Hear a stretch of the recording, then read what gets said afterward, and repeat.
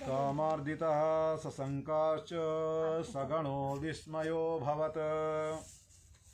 ठाकुर जी महाराज की क्रीड़ा को देख करके जो देव पत्नियां हैं, जो आकाश मार्ग पर खड़ी हैं, सब देख करके ठाकुर जी महाराज को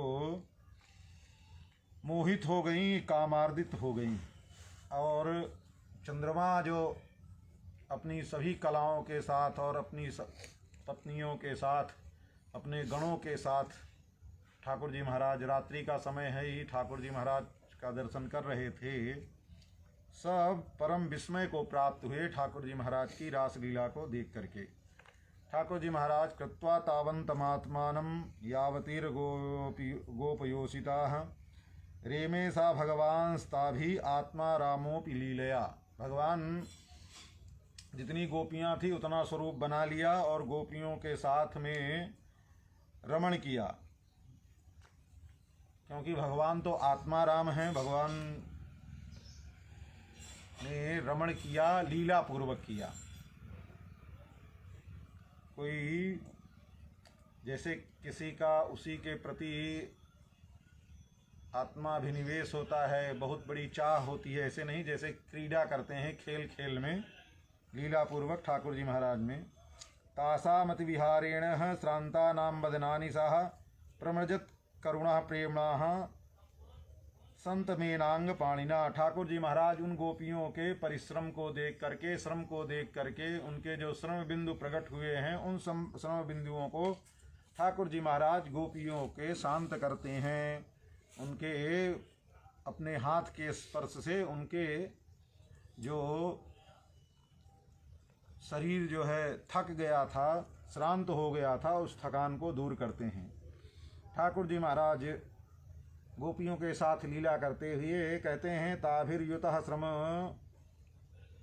श्रमोपोहितो मंग संगः धृष्टस्रजः सकुच कुंकुम रंजितायाः गंधर्व पालितभिरनुद्रुत आविशद्वः श्रांतो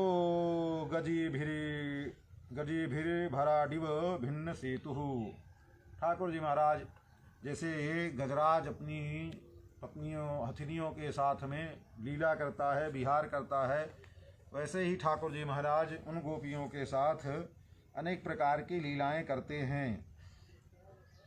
ठाकुर जी महाराज गोपियों को लेकर के जमुना जी में प्रवेश करते हैं। जमुना जी में जा कर के स्नान करते हैं। सभी गोपियां जमुना जी में प्रवेश करती हैं।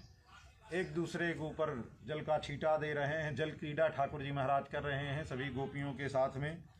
गोपियां अत्यंत प्रसन्न हुई। ठाकुर जी महाराज उनकी सभी प्रसन्नताओं को पूर्ण करते हुए ततश्च कृष्णो पवने जलस्थल प्रसून गंधानिल जुष्टदित तटेः चचार भृंग प्रमदागणावृतो यथा मदच्युत करेणुभिः।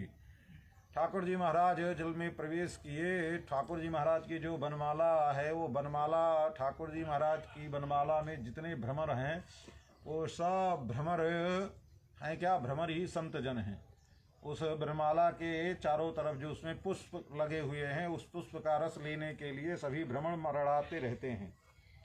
उनकी ध्वनि प्रकट हो रही है और ठाकुर जी महाराज जल क्रीड़ा कर रहे हैं जमुना जी में। और गोपियों के अंग संग के कारण, गोपियों के साथ क्रीड़ा करते करते ठाकुर जी महाराज की जो बनमाला है, उस बनमाला के जो पुष्प हैं, वो पुष्प भी इतस्ततः हो रहे हैं। कहते हैं, एसम शशांग सुविराजिता निशाः सा सत्यकामो नुरता बलागणाः शिशेव आत्मान्यवरुद्ध सौरताः सर्वा शरत काव्य कथा रसाश्रयाः। ठाकुर जी महाराज ने गोपियों के साथ जो लीला की, वो ठाकुर जी महाराज की लीला में जितने भी प्रकार के रस होते हैं, वो सब रस उस लीला में प्रकट हो गए। काव्य के जितने रस हैं, वो सब रस, जो बड़े बड़े कवि लोग, बड़े बड़े विद्वान लोग रस को कहते हैं, वो सारे रस ठाकुर जी महाराज की लीला में एक साथ प्रकट हो गए। ठाकुर जी महाराज रासलीला किए। प्रातः काल का समय होने लगा। ठाकुर जी ने, श्री कृष्णचंद्र ने सभी गोपियों से कहा अब अपने अपने घर को जाओ। सब गोपियां अपने अपने घर को पधारी। ठाकुर जी महाराज लीला करते हुए वृंदावन में भ्रमण कर रहे हैं। श्री ठाकुर जी महाराज की रास लीला का वर्णन करके श्री सुखदेव जी महाराज ने सुनाया। राजा परीक्षित के मन में शंका हुई तो उन्होंने प्रश्न किया, संस्थापनाय धर्मस्य प्रसमायेतरस्य चाह अवतीर्णो ही भगवान अंशेन जगदीश्वर। भगवान तो कहते हैं धर्म संस्थापनार्थाय संभवामि युगे युगे। हम धर्म की स्थापना के लिए हमारा प्रागट्य होता है और अधर्म का समन करने के लिए प्राकट्य होता है। तो भगवान स्वयं भी जो है अपने अंश से जो जगदीश्वर हैं, श्री कृष्णचंद्र हैं, वो प्रकट हुए हैं। तो सा कथम धर्म सेतु नाम भक्ता कर्ताभिरक्षिता प्रतीपमचरद ब्रह्मण परदाराभिमर्शनम। ठाकुर जी महाराज जब स्वयं धर्म के रक्षक हैं तो और धर्म के सेतु हैं, उसके वक्ता भी हैं, धर्म को बताने वाले भी हैं और स्वयं करके दिखाने वाले भी हैं। कहते हैं धर्म के सेतु हैं, वक्ता भी हैं, कर्ता भी हैं और धर्म की रक्षा करने वाले भगवान ही हैं। तो जब ऐसे ही भगवान धर्म की रक्षा करते हैं तो स्वयं धर्म के विपरीत आचरण कैसे किया? हे ब्रह्मन, हे सुखदेव जी महाराज, क्या है परदाराभिमर्शनम। पराई स्त्रियों के साथ में जो भगवान ने रमण किया, इसका क्या तात्पर्य है?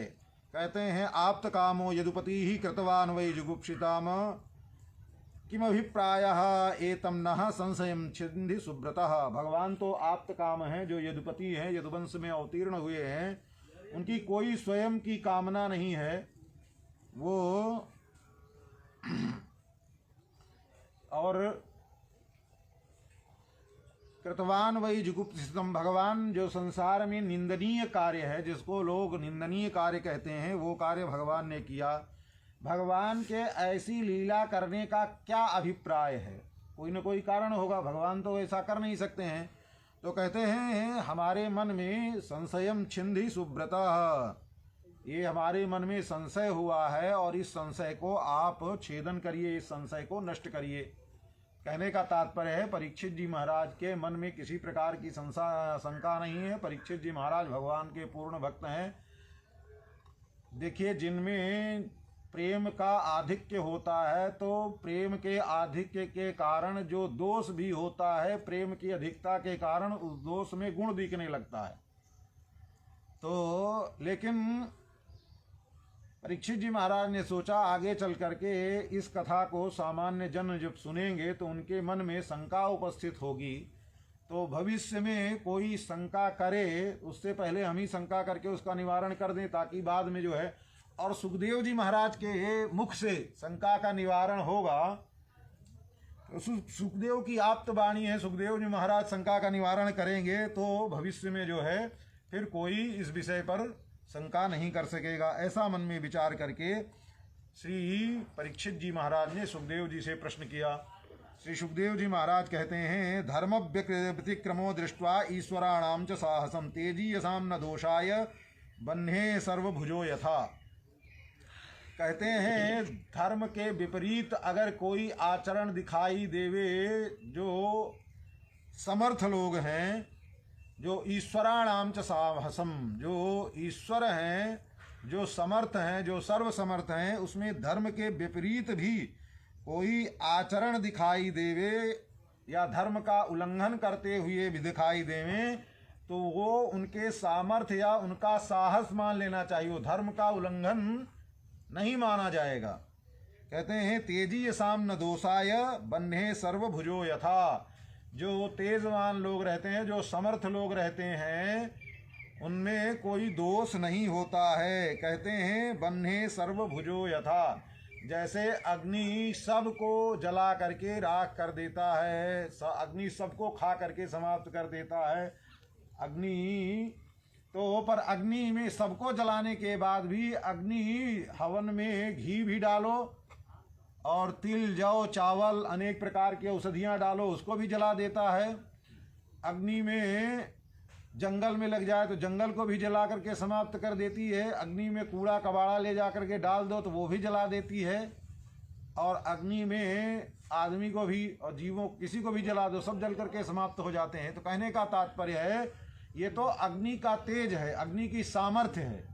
तो जिस प्रकार से अग्नि के सामर्थ्य के कारण अग्नि में कोई दोष नहीं देखता है, वैसे ही कोई अति तेजस्वी सर्वसमर्थ व्यक्ति होवे तो उसमें किसी प्रकार का दोष नहीं देखना चाहिए। जैसे भगवान सूर्य की रश्मि सब जगह पड़ती है, गंगा जल पर भी पड़ती है, मनुष्यों पर भी पड़ती है, विष्टा आदि अनेक प्रकार के हैं उन पर भी पड़ती है, अनेक प्रकार के अच्छे से अच्छे पदार्थों पर भी पड़ती है और खराब जगह भी पड़ती है, पर सूर्य को कोई दोष नहीं देता है। तो कहने का तात्पर्य है गंगा जी हैं, गंगा जी में अत्यंत पवित्र है गंगा जी, और गंगा जी में लोग पुष्प भी डालते हैं, अनेक प्रकार के सुगंधित द्रव्य भी डालते हैं, दूध भी डालते हैं, दही भी डालते हैं, और भी लोग पता नहीं कितने क्या क्या डालते हैं। और नाले वाले भी पड़ जाते हैं गंगा जी में, पर गंगा जी में मिल करके वो सब पवित्र हो जाते हैं। और तो और छोड़ दो महाराज, गंगा जी में अनेक प्रकार के बड़े जीव जंतु भी और बहते हुए जाते हैं और लोग देखते भी हैं और वहीं गंगा जी में स्नान भी करते हैं। थोड़ी दूर पर बह रहा है, लोग मुर्दा बहता चला जा रहा है और वहीं थोड़ी दूर में बगल करके खड़े होकर के लोग आचमन करते हैं, संध्या करते हैं, पूजा करते हैं। तो क्योंकि गंगा जी का सामर्थ्य है। लेकिन अब किसी तालाब में कोई सामान्य जल में वही मुर्दा पड़ा हुए तो क्या कोई उसमें जब तक वो मुर्दा दिखाई देगा, कोई सामान्य उसमें जल में कोई जलाशय में अगर मुर्दा बहता हुआ दिखेगा तो लोग उसका जल छुएंगे, स्पर्श करेंगे तो अपवित्र हो जाएगा। तो ऐसे ही गंगा जी का सामर्थ्य है, जो भी पवित्र नदियां हैं उनकी पवित्रता इतनी अधिक है कि वो सामान्य चीजें उनको अपवित्र नहीं कर पाती, उसमें पहुंच करके वो भी पवित्र ही हो जाती हैं। तो ऐसे ही गोपियां भी भगवान के समीप पहुंच करके वो भी पवित्र हो गई, और ठाकुर जी महाराज में किसी प्रकार का जो है कोई दोष नहीं है। नैतत् समाचरे जातु मनसापि हनीश्वरः विस्मया विनश्यत्याचरन् मौढ़्यात् यथा रुद्रोब्धि अब्धिजम विषम। देखो जो महापुरुष जन होते हैं उन महापुरुषों के देखा देखी कि महाराज वो तो कर रहे हैं और हम भी करें, ऐसा नहीं करना चाहिए। क्योंकि वो तो समर्थ होते हैं, वो कुछ भी करके और उनके सामर्थ्य के आगे वो अपना पार कर जाते हैं। परंतु जब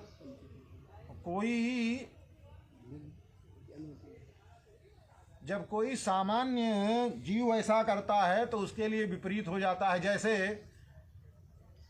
पूरे समुद्र में का मंथन हुआ, उस समुद्र के मंथन में जैसे विष प्रकट हो गया, विष प्रकट हुआ तो अब भोले बाबा सब विष को लेकर के और पान कर गए।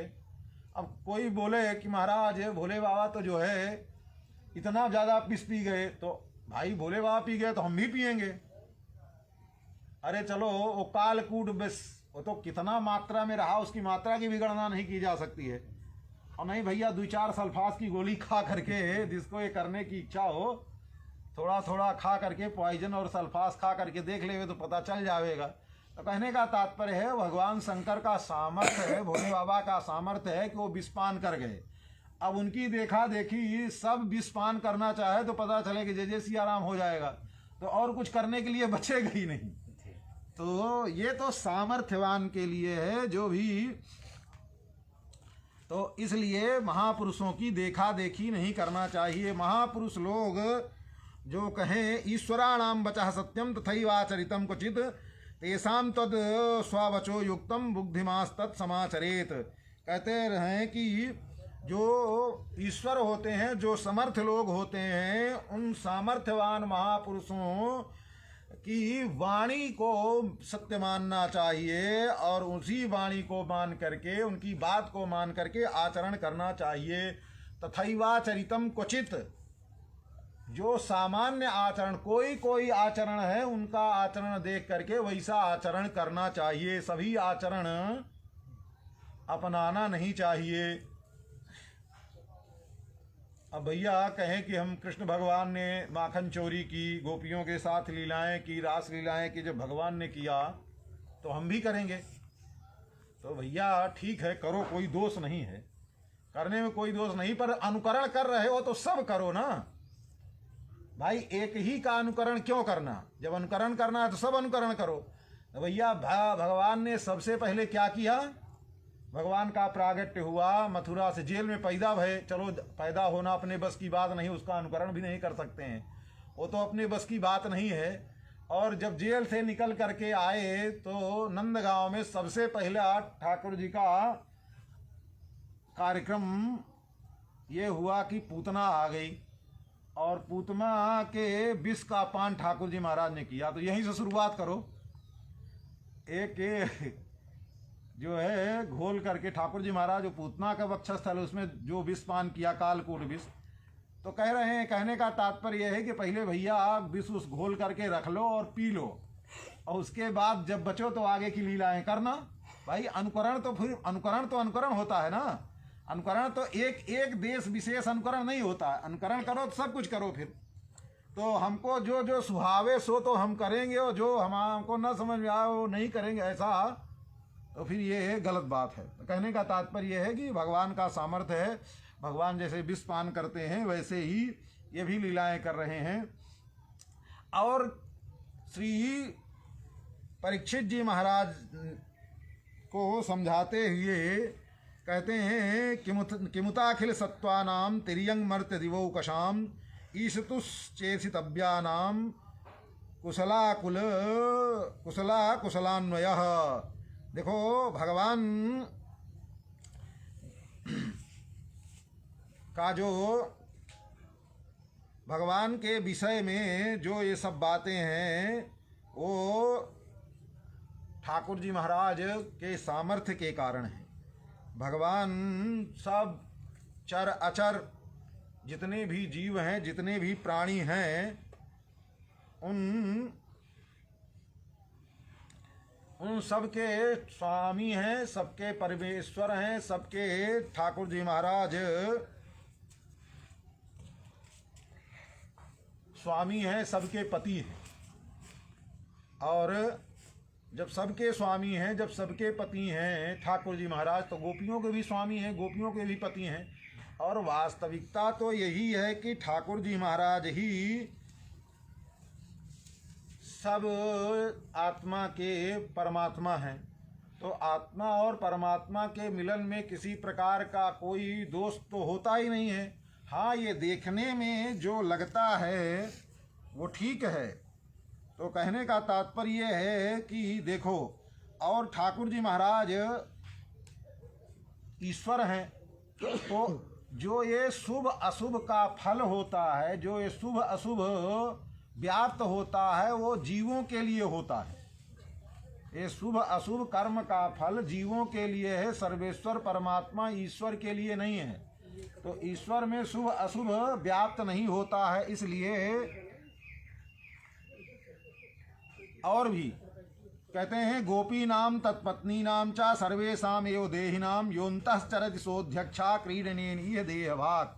चाहे गोपी है, चाहे गोपी के पति हैं, पति लोग हैं, सर्वेशाम ही देहिनाम, संसार में जितने भी शरीरधारी हैं, योन्तश्चरति सोध्यक्षा, ठाकुर जी महाराज सबके अंतर हृदय में निवास करके सारी क्रीड़ा ठाकुर जी महाराज ही कराते हैं। क्रीडनेनीय देहभाग, तो शरीर तो कठपुतली के समान ही चलता रहता है, अंतर में जो चैतन्य है, चैतन्यता है, वो ठाकुर जी महाराज के संबंध के नाते ही है। अगर चैतन्य ठाकुर जी महाराज किसी के अंदर से निकल जाए तो सारी चैतन्यता अपने आप समाप्त हो जाएगी। महाराज कैसे, एक बार समझने के लिए, एक बार लक्ष्मी जी ने कहा प्रभु हम आपकी पत्नी हैं, और देखो संसार में कोई एकदम कमजोर आदमी होता है और उसकी पत्नी को कोई अपना कहे तो महाराज वो जो है छोड़ेगा नहीं, लड़ बैठेगा। और हमको तो सभी अपना कहता है, सब लक्ष्मीपति बनना चाहते हैं संसार में। तो महाराज ये बताओ आपको बुरा नहीं लगता है? ठाकुर जी महाराज ने कहा ना हमको बुरा नहीं लगता है। बोले क्यों महाराज नहीं बुरा लगता है? बोले देवी इन सभी के अंदर में तो हम ही रहते हैं ना, इन सभी के अंदर में चैतन्य रूप से हम ही विराजमान होकर के तुमको अपना अपना अपना कहते रहते हैं। कोई किसी दूसरे की सामर्थ्य ही नहीं जो आपको अपना कह सके। बोले महाराज ये तो आप बहाना बता रहे हैं, ऐसा कुछ है नहीं। तो बोले अच्छा ठीक है, तो बोले कुछ परीक्षा हो जाए। बोले हाँ हो जाए। ठाकुर जी और क्षीर सागर से लक्ष्मी जी के साथ चले और मृत्युलोक में आ गए। मृत्युलोक में घूम रहे थे। श्री जी ने कहा महाराज अब देखो हमारी कितनी लीला है कि लोग जो है हमारे पीछे कितना दौड़ते हैं हमको अपनाने के लिए। बोले ठीक है दिखाओ लीला। तो सब लोग एक मुर्दे को लेकर के जा रहे थे, बड़ी भीड़ लगी हुई थी। मुर्दे के पीछे सब चल रहे थे, कोई रो रहा था, कोई धो रहा था, कोई गा रहा, सब दुखी थे। तो श्री जी ने कहा देखो इन मनुष्यों के ये सबसे दुख का समय है, और इस समय भी अगर हम प्रकट हो जाएं, इस समय भी हमको किसी के सामने चली जावें तो सब कुछ दुख भूल करके लोग हम ही का स्वीकार करेंगे, हमारा ही वर्ण करेंगे। तो बोले कैसे? तो श्री जी ने कहा देखिए अब श्री जी ने अपने हाथ नीचे किए और श्री जी के हाथों से और सोनी चांदी असरफियाँ और गनगनाती हुई सब बारिश होना शुरू हो गई। अब देखा कि आकाश से सोना बरस रहा है और हीरे जवाहरात सब बरस रहे हैं। बरसता हुआ जितनी भीड़ थी सबने देखा टूट पड़े सब उस पर, सब बटोरने के लिए, कोई कितना ज़्यादा बटोर लें कितना ज़्यादा बटोर लें सब। यहाँ तक कि महाराज अपना कपड़ा उतार करके सब नंगे धड़ंगे हो गए, सब कपड़ा उतार करके सब उसमें सोना चांदी सब भरने लगे। ठाकुर जी से श्री जी ने कहा देखो महाराज देखिए कैसे सब जो है हमारे पीछे पागल हो गए हैं।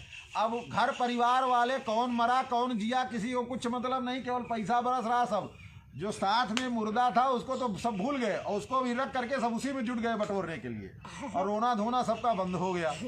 बोले देखिए महाराज ऐसा है, सब लोग हमारे पीछे ऐसे पड़ते हैं, और संसार में कमजोरों आदमी हो उसकी पत्नी के पीछे कोई पड़ जाए महाराज। तो बोले देवी देखो आप जो ये कह रही हो बात सही है, पर हमने भी जो कहा है वो भी सही है। बोले महाराज कैसे सही है? बोले सब तो अरे देवता यहाँ तक चप्पल पहन करके चले आए हो, मंदिर है इतना दूर तक, थोड़ा प्रसाद दे दिया हम निकल जाए यहाँ से। दे दो। इतनी समझदारी नहीं कि मंदिर में जूता चप्पल पहन के नहीं जाना चाहिए। हाँ तो इतना समझदारी से रखो।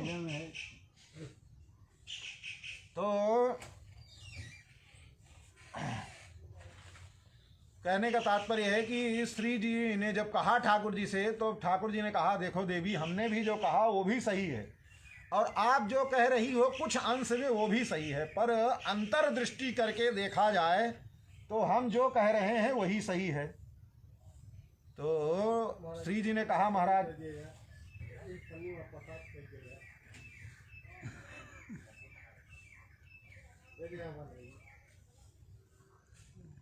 तो दोनों दे दूंगा, दोनों दे दो काम तो विघ्न के रूप में हाँ वही कागज में दे दे।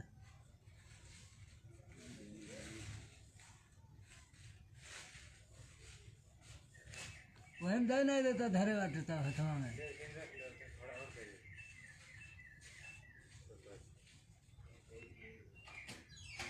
तो ठाकुर जी महाराज ने कहा देखो देवी सब पागल हो करके आपके पीछे पड़े हुए हैं सब। बोले हाँ महाराज, पर आपने ध्यान से नहीं देखा। बोले क्या महाराज हमने ध्यान से नहीं देखा? बोले देखो सब तो दौड़ रहे हैं पर एक देखो वो पड़ा हुआ है, वो नहीं दौड़ा। तो श्री जी ने कहा महाराज तो मर गया है, वो क्या दौड़ेगा? तो बोले मर क्या गया, मरना क्या होता है? मर गया मर गया, मरना क्या होता है? तो भगवान ने कहा है मरना क्या होता है? बोले महाराज मरना क्या होता है, उसके अंदर से प्राण निकल गया। बोले प्राण क्या होता है?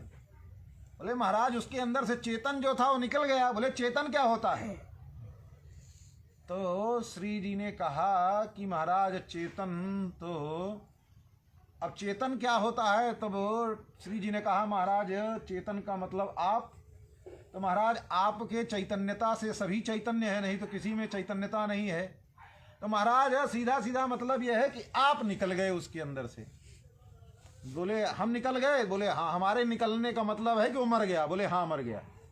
तो देवी जी ये बताओ कि हम जब निकल गए तो वो नहीं दौड़ रहा है, और इन सब के अंदर कौन है? महाराज जी दे दियो प्रसाद जाई हम बाटे हम पूरा मोहल्ला। अरे जाओ अब इतना हो मिले। गया प्रसाद तो जाओ तो आपका नहीं महाराज जी कम है। जाओ काला ना जाओ, जब काला के पालन पर जाओ उतने ही जाओ कल आना कल। जाओ। थोड़ा मिल जाए महाराज जी तो ठीक है। लाला जा गया। जाओ लाइया पटक दे, लाई रखा है लाई जाओ। आप बोले रहे महाराज जी, आप बोले रहिए। ले जा दादा वही हो कहूँ। इसीलिए तो है पॉलिथीन में तो है। सब उल्टे उल्टे दिमाग, वो भी कहाँ जा रहा है? दूसरा लाला जा गया। जाने दीजिए। बजरंग बली हिम्मत है तो हिम्मत है।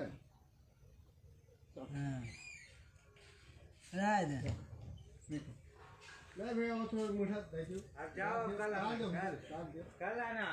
नहीं जाओ ना वहाँ हल्ला में चाय बिना मतलब का। आज काम है। सुनाई नहीं दे रहे तुमको? बोले जाओ कल जाओ। जाओ, पना है कल जाओ। वहाँ हल्ला में चाय बिना मतलब हमें और दे फिर जाओ बाद में तो फिर जाओ।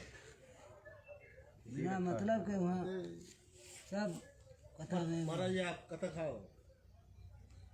जाओ। ठीक है।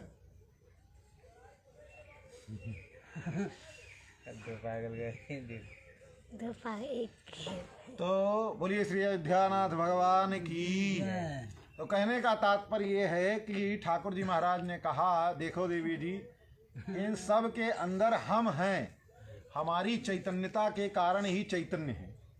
तो इन सब के अंदर हम ही आपको केवल अपना अपना कहते हैं, दूसरे के किसी की हिम्मत नहीं है जो आपको अपना कह सके। तो कहने का तात्पर्य है जितने भी जीव हैं सभी जीवों के अंदर जो चैतन्यता है, कहते हैं वो चैतन्यता ठाकुर जी महाराज की ही चैतन्यता से है। चैतन्य कहते हैं गोपी नाम, चाहे गोपी होवे चाहे तत्पति नाम, चाहे उसके पतियों में भी ठाकुर जी हैं, गोपी में भी ठाकुर जी हैं, और उन गोपी ही सर्वेशाम एव देहिनाम। और संसार में जितने भी शरीरधारी हैं, जो भी शरीर धारण करते हैं, योन्तस चरति सोऽध्यक्षा, ठाकुर जी महाराज ही उनके अंदर में निवास करके सबको चलाते हैं और कोई दूसरा चलाने वाला नहीं है।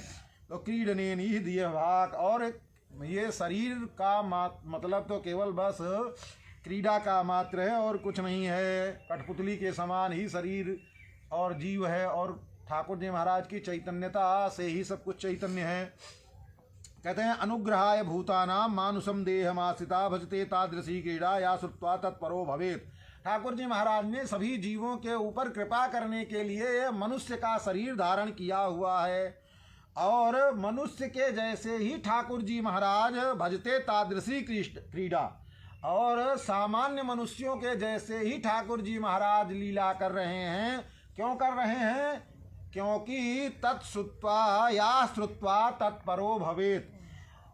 ठाकुर जी महाराज की इन्हीं लीलाओं को सुन करके ठाकुर जी महाराज को अपना प्रिय, अपना प्रियतम और ठाकुर जी महाराज का बन जाए, ठाकुर जी में मन लग जावे, ठाकुर जी की लीलाओं को सुन करके मनुष्य के जैसी लीला इसीलिए ठाकुर जी महाराज कर रहे हैं। नासूयन खलु कृष्णाय मोहितास्तस्य मायया मन्यमाना स्वपार्श्वस्थान स्वान स्वान दारान ब्रजौकशाह। कहते हैं जितने भी ब्रजमंडल के गोप लोग हैं वो गोपों ने किसी ने भगवान श्री कृष्ण चंद्र की असूया निंदा नहीं की। किसी की पत्नी रात भर गायब रहे, किसी के साथ रहे तो महाराज बुरा नहीं मानेगा। तो कहते हैं कि भाई नहीं माना कोई, क्यों? क्योंकि सभी गोपों ने देखा मन्यमाना स्वपार्श्वस्थान, सबने अपने अपने पत्नियों को अपने पास ही रात्रि भर सोता हुआ देखा। सबके पास सबकी पत्नियां सोई हुई हैं। मन्यमाना स्वपार्श्वस्थान स्वान स्वान दारान ब्रजौकशा, सारे ब्रजवासियों ने अपनी अपनी पत्नियों को अपने पास ही सोता देखा।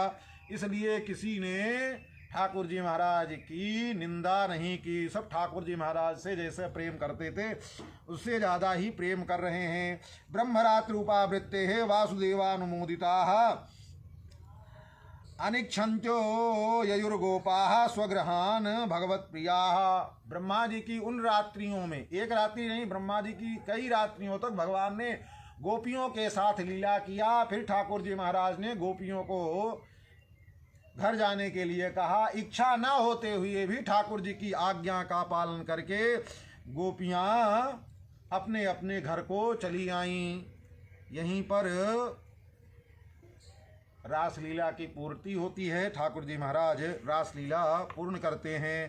कहते हैं विक्रीडितम ब्रजवधूभिरिदम च विष्णोः श्रद्धान्वितो नुशृणुयाद अथ वर्णयेद् यः भक्तिं परां भगवती प्रतिलभ्य कामं हृदरोग माश्च पहिनोत्यचिरेण धीरः।